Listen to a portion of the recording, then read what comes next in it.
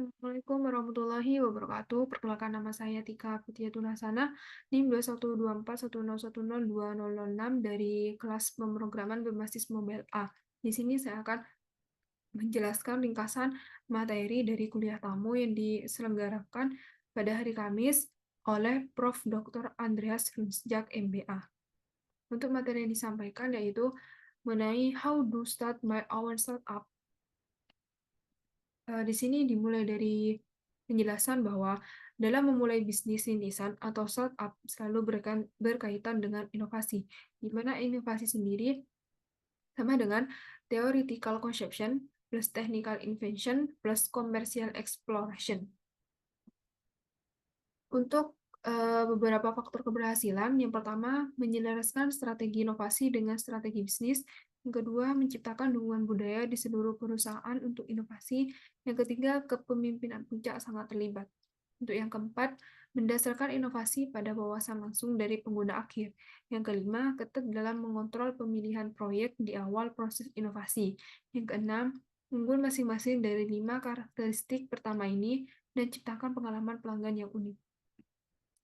Di sini bisa dikatakan perusahaan yang sukses, yang pertama, mendengarkan pelanggan mereka. Yang kedua, fokus pada memberikan nilai daripada memberikan produk. Yang ketiga, dari hipotesis dan mengujinya. Yang keempat, membuat keputusan berdasarkan data, bukan sensitivitas. Yang kelima, temukan proposisi nilai yang luar biasa dan bangun ekosistem. Yang keenam, memfokuskan strategi mereka pada kepemimpinan kualitas, bukan kepemimpinan harga. Yang ketujuh, meningkatkan pendapatan sebelum meminimalkan biaya. Untuk proses startup ada beberapa bagian. Yang pertama, opportunity space definition, yang mana di sini terdapat peluang, dan dari peluang terdapat beberapa bagian, yaitu peluang dari tingkat pasar, tren atau inspirasi, kemudian dari dorongan teknologi.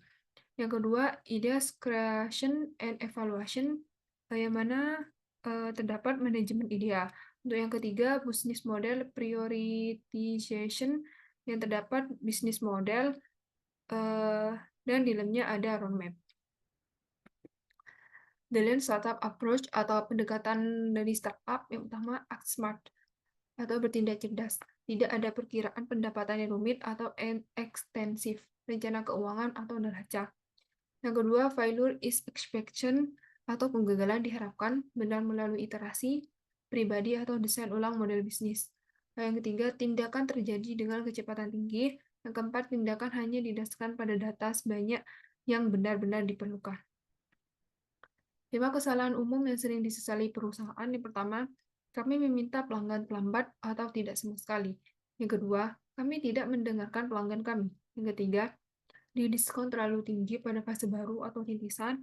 Yang keempat, keluarga dan teman sebagai pengguna utama. Yang kelima, tidak ada akuisisi pelanggan yang benar-benar strategis, misalnya pengganda. Untuk ide final project, di sini ide yang saya berikan yaitu aplikasi tunanetra berbasis mobile. Di sini untuk metode saya menggunakan berpikir dari proses startup sebelumnya, di mana dari proses startup itu dimulai dari peluang, nanti dari tingkat pasar, tren atau inspirasi, kemudian dorongan teknologi, serta menentukan ide, model bisnis, dan roadmap. Untuk penggunaan aplikasi ini, menurut saya dari kalangan anak sampai lansia cukup besar, di mana di era yang serba teknologi sekarang dapat mempermudah aktivitas, terutama bagi penyandang tunanetra. Yang kedua, inspirasi dari aplikasi ini yaitu dari drama Korea Startup, yang mana dalam drama tersebut terdapat pengembangan sebuah aplikasi bernama Nogil, yang mana itu dikhususkan untuk penderita tunanetra. Untuk penggunanya mudah, hanya bermodal handphone. Maksud saya penggunaannya mudah, hanya bermodal handphone, mendorong pengguna dalam memakainya. Untuk bisnis model mungkin masih belum, namanya pasti penggunanya itu penyandang tunanetra dari usia anak sampai lansia. Untuk roadmap dimulai dari user mendaftar, kemudian terdapat beberapa fitur yang dapat dipilih. Karena model bisnisnya belum jadi, untuk roadmap-nya belum sempurna. Dari yang ide sebelumnya saya jelaskan, di sini terdapat sedikit penjelasan dari ide yang saya dapatkan. Yang pertama itu, penyandang tunanetra biasanya menggunakan hewan pemandu ketika beraktivitas. Sedangkan dalam beraktivitas, user dipastikan butuh penglihatan bukan hanya untuk aktivitas di luar saja. Misal dalam melihat belanjaan yang hurufnya kecil dan membutuhkan penglihatan yang jelas. Aplikasi ini nantinya akan bertindak sebagai pemandu dengan indera penglihatnya yaitu kamera dan akan dijelaskan lewat suara atau teks. Jadi nanti itu bisa kayak di scan atau di foto, nanti akan muncul suara atau teks. Jadi nanti itu ada pilihan menggunakan suara atau menggunakan teks yang nanti teksnya itu muncul sangat dengan huruf yang gede atau huruf yang besar gitu.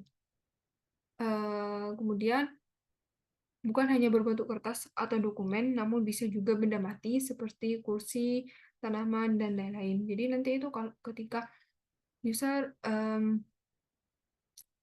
mem- memfoto atau mendekatkan benda ke kameranya atau ke aplikasinya itu nanti akan dideteksi oleh aplikasinya itu dan akan muncul suara atau teks yang menunjukkan bahwa benda itu, misal benda itu kursi, nanti akan dijelaskan bahwa benda yang sedang diperlihatkan itu merupakan kursi.